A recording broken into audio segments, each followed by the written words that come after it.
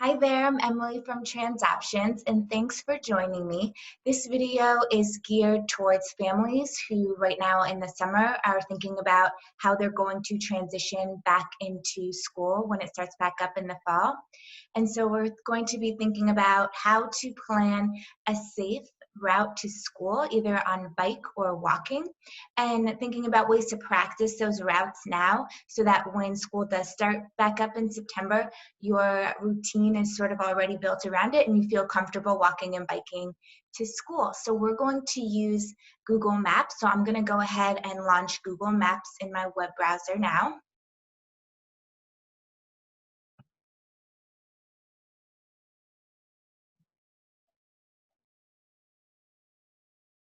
Alrighty, so here I am at google.com/maps, and I'm going to show you a few tricks around this free tool to use online. We're going to look at how to identify slow speed routes in neighborhoods to get to your school from your house or your home. And we're also going to look at how to read the key here, how to use the satellite feature to really zoom in on the street level and look for things like sidewalk connectivity and crosswalk. So I'm going to start by selecting a made-up address here, and we're going to be, as an example, using Madison. And then I'm going to choose Central Avenue School. It's elementary school. Okay, so up in this box here, I'm going to start with bicycling. So I'm going to click this little person here on a bike. And it looks like Google Maps already pinned me a route that they think I should head. And they've also selected kind of two other routes. So let's go ahead and take a closer look and figure out which way would we want to try to explore first by bike. So the key down here says, of course, these white lines here are the roads, and then they've over top of them laid this green line, and that's a dedicated lane. So that could mean a bike lane or it could mean a wide shoulder. They've also highlighted these green kind of dashed lines, and that's going to be a bicycle friendly road. So it could just be like a more direct route that has, again, like a wide shoulder or slower speeds. And also I see some trails marked over here. And I don't see any brown lines, which would mean dirt or unpaved trails. This zoomed in. But you can use the plus arrow to zoom or the minus symbol to kind of head back out while you're clicking around here and click and drag the map to get a window that you're comfortable viewing in. So on this area here, the first route that's highlighted in blue is on Britton Street, and I can click on the details, and that will give me a turn-by-turn step direction. So if I'm out walking this route, I know exactly where to turn right or left. It's also going to tell me the miles and how long it would take me to get there. So it looks like if I went this way, I'd be getting to school in just under 1 mile at 0.8 miles, and it would take me about 5 minutes. So I always like to estimate a little over the amount of time that Google Maps says, just because from door to door, you're going to think about spending some time to safely lock your bike too when you get to school. So I like to do at least, twice as much time, give myself a little extra time. You never want to be rushing. If I head back out and I scroll down here, it says all routes are mostly flat. So that's something we want to take into consideration when we're planning a bike route. We don't want to stick to the roads that are going to give us lots of hills or elevation, but we'll be pedaling uphill the whole way because that wouldn't be very fun, right? So I'm going to click here and I'm going to review the different elevations of these routes. And it looks like they're all relatively flat. There's just a little dip here uphill, but that's nothing that would be unmanageable on bike. And then you remember going the opposite direction, this would be downhill. So that would be pretty fun. I am going to click back out of this, and I am going to avoid going this route because this is, I know, see how it looks like there's lots of businesses here. This is a main street, and I want to stick more into the neighborhoods when I'm planning a bike-friendly route for families. getting to and from school. Main streets tend to be more congested, so they have more car traffic, and then sometimes the speed limit is a little higher as well than it would be in the residential neighborhoods, where it seems to stick to about 30 to 25 miles an hour, which is more comfortable for us biking. Okay, so now I really want to get kind of that on the street look at this route here, and it looks like they're saying there are some dedicated lanes on my way. So if I use plus symbol to zoom in, I can kind of see what they're talking about. Are there actually bike lanes? What do those look like? Are they on both directions of the road? So here on Rosedale, it's a little bit tricky to see, but I noticed this symbol here, this white bike, and that's in the shoulder. And I know that that's what they're highlighting out as the bike lane here. And it looks like they're on both sides of the road. So when I would be traveling by bike on Rosedale, I would know that there would most likely be some bike lanes for me on my route.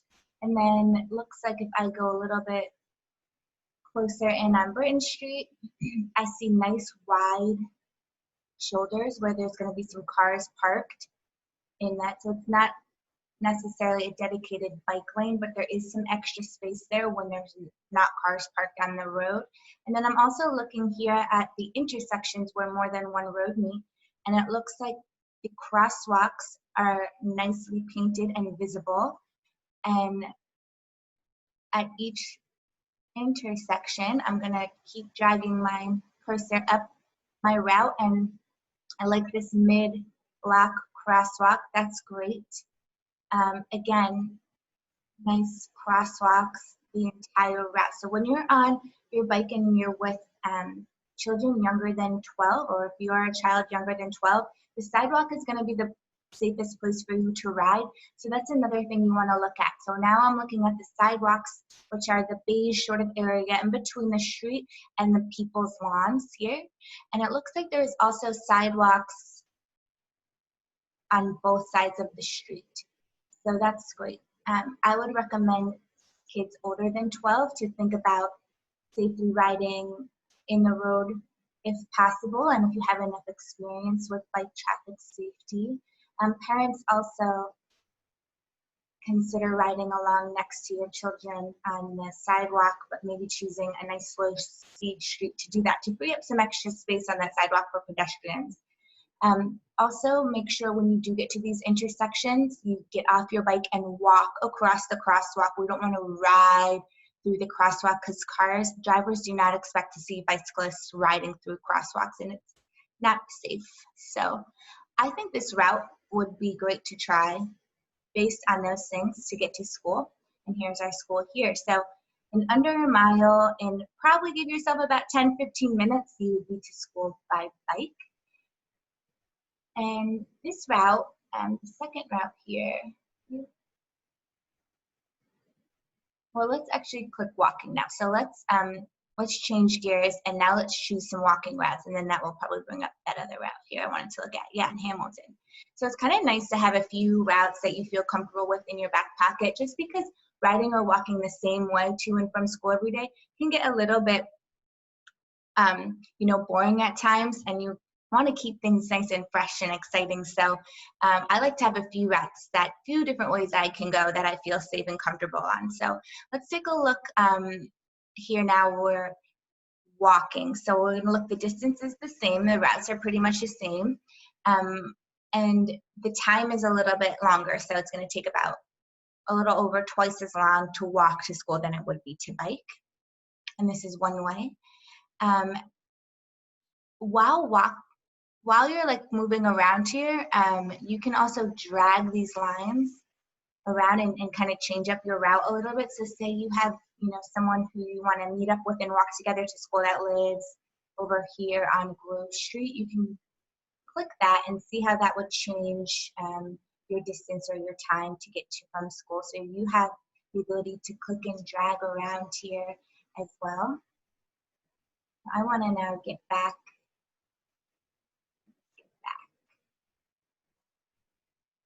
where we started. Oh.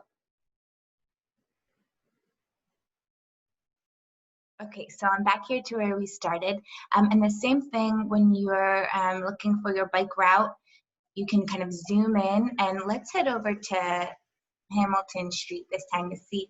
It's just 1 minute longer. Looks like it's, again, relatively flat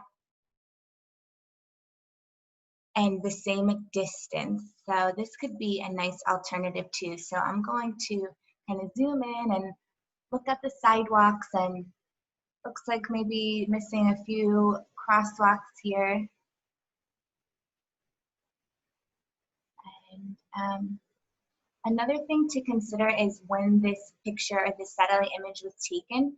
So this one looks like it was updated pretty recently, but some things might change, and so you really kind of don't know the route until you actually practice it and ride it or walk it. So some of the crosswalks are missing, some of those zebra striping, lines in the middle, maybe a little bit faded. I like the crosswalks a little better on Britton Street. But again, we don't really know what that shape or condition of that crosswalk painting will be until you kind of try it out. But again, doesn't look like a bad way to go. Could be a nice alternative, especially if you have some friends that you're going to stop in with for along the way that live over here in this neighborhood. One more thing I wanted to show you over here under menu is another way that you can take this map with you is you can hit the print function, and then you can pack it in your pocket. You can also send the directions to your smartphone. Just please remember to kind of, if you're on your bike or walking, kind of step off to the side or pull over to the side in a nice safe spot so that while you're looking at directions on your phone, you're not distracted. But I think that's, the basics of using Google Maps to find a safe route walking or biking to school and sticking in the neighborhoods here.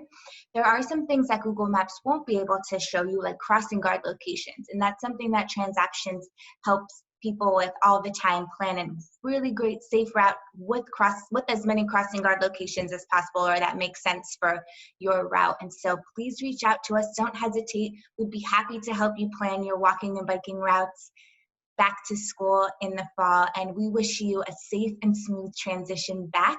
And we hope to work with you soon. Take care.